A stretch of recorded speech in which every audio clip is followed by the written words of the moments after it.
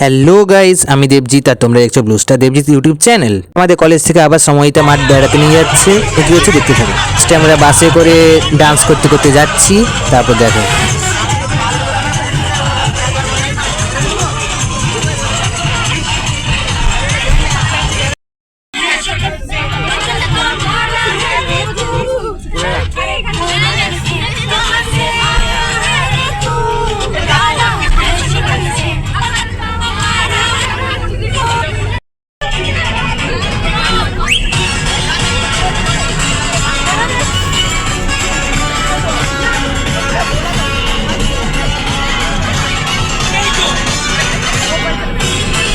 ফার্স্টে আমরা সময়টা মাঠে গিয়ে ব্রেকফাস্ট করে নিলাম, কচুরি, ঘুগনি, মিষ্টি ইত্যাদি। তারপর ওখানে একটা ফার্মের মধ্যে আমরা কত রকম গাছ দেখলাম। ওখানে আমরা প্রথমবার গ্রেপস গাছ দেখলাম। তারপর আমরা সময়টা মাঠের হর্টিকালচার নার্সারিতে বেড়াতে গেলাম। এখানে আমরা ড্রাগন, আঙ্গুর, আম, পেয়ারা, করমচা ও নানা রকমের ফল ও ফুল গাছ দেখলাম। ভিডিওটা যদি ভালো লেগে থাকে তাহলে please like, share, support, subscribe করে দিও ও কমেন্টে জানাও কেমন লাগলো।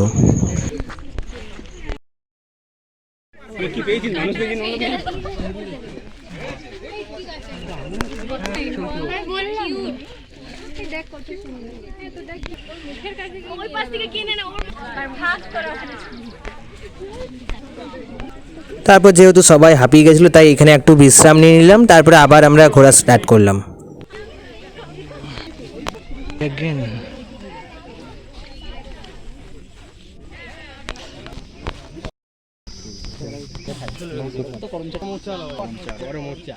রুদ্র, করমচাটা কোথায় পড়েছিলিস বলতো? সেটা দামোদর সেট। হ্যাঁ, দামোদর সেট কি চাই ভাজা ভেটকি।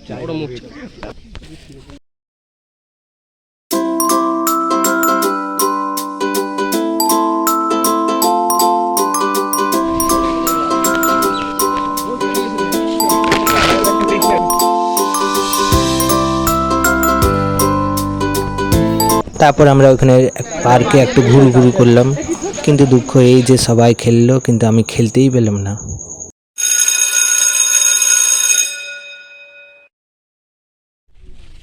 তারপর আমরা ওইখানে গ্রিন হাউসের ভিতরে দেখে এলাম ছোট্ট ছোট্ট প্ল্যান্টস।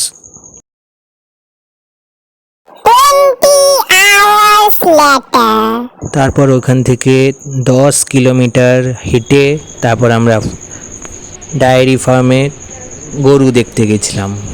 যাই হোক, 10 কিলোমিটার পায়ে হেঁটে আমরা এত সুন্দর সুন্দর গরু ছাগলের দর্শন পেলাম, তাই ধন্য মনে করছি নিজেকে অনেক।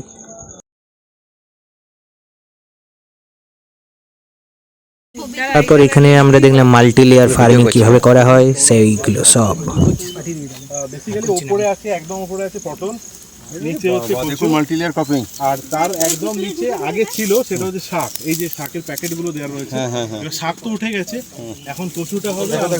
দারুন এই দিতে ম্যাম, দেখুন মাল্টি লেয়ার ক্রপিং একদম উপরে দেখো, উপরটা চলে গেল।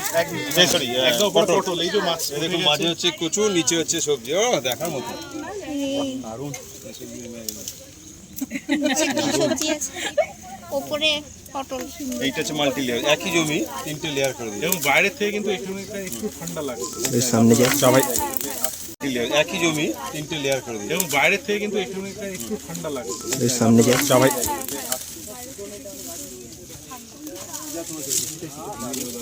লম্বা লম্বা মানুষ।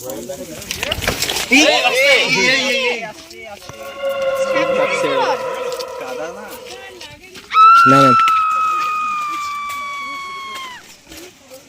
না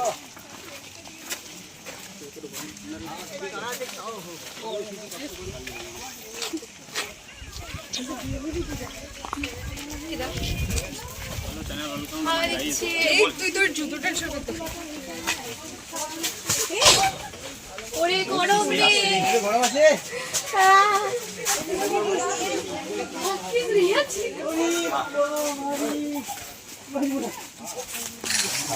মরে যাই এত গরমে পেট ঢোকায় রে।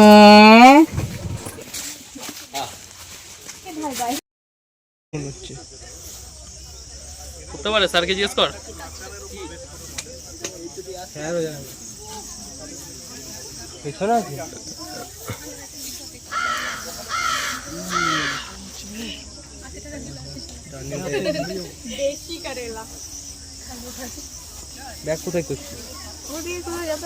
যাচ্ছে কিন্তু হ্যাঁ দেখ ব্লগিং থাম্বনেল চাই।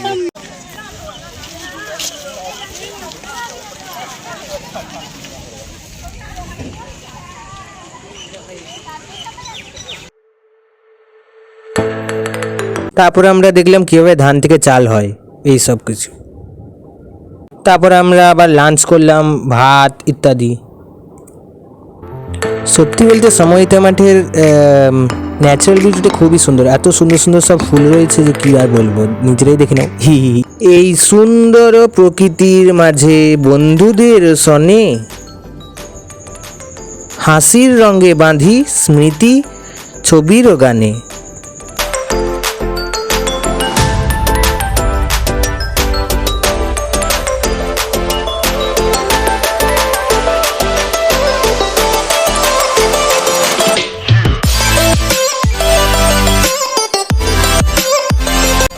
তারপর আমরা সমহিতা মাঠের জায়েন্ট হলের মধ্যে প্রবেশ করলাম। এত গরম যে এসির হাওয়া যেন অমৃত সমানও লাগিতেছে।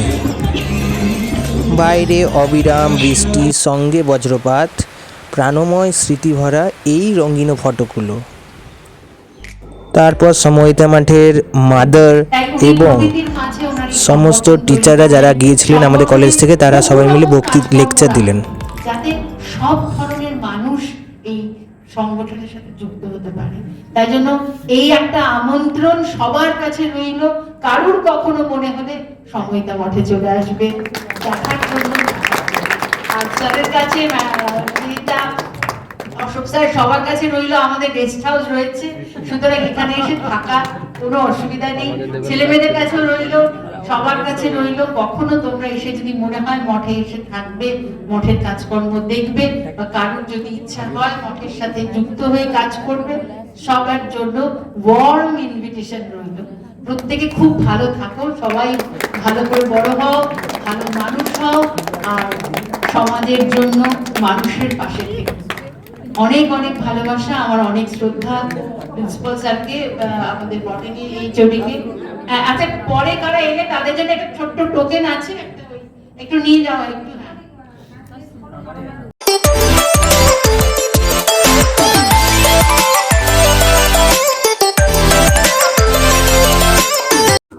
তারপর আবার কিছুটা হেঁটে আমরা ওইখানের মঠের গুরুদেবের সাথে দেখা করলাম।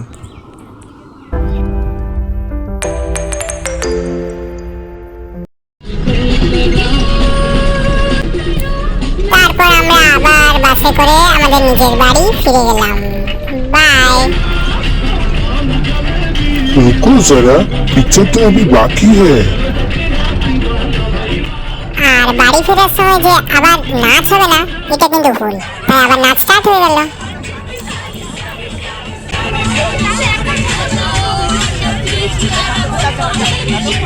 আমাকে তারপর এটা জায়গা দেবে।